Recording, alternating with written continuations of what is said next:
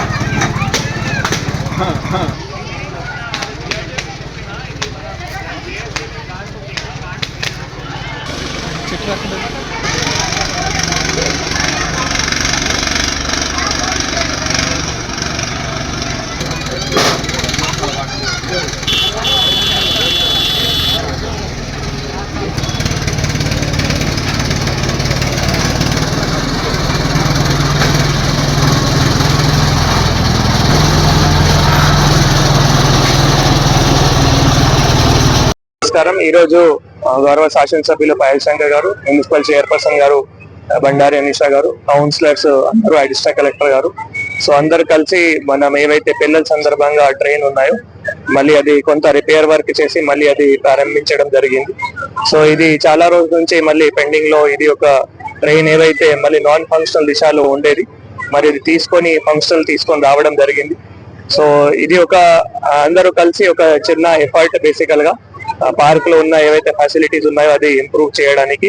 దీంతో పాటు ఇందాక గౌరవ ఎమ్మెల్యే గారు, చైర్పర్సన్ గారు చెప్పినట్టు మళ్ళీ అర్బన్ ఛాలెంజ్ ఫండ్ నిధులు కానీ, TFIDC నిధులు కానీ, దీంతో కూడా ఇంకా చాలా డెవలప్మెంట్ వర్క్స్ కూడా ఈ పార్క్ లో చేయడానికి ఆల్రెడీ ఒక ప్రణాళిక కూడా ఉంది. ఎందుకంటే ఇది ఒక పెద్ద లంగ్ స్పేస్ ఆదిలాబాద్ టౌన్ కి.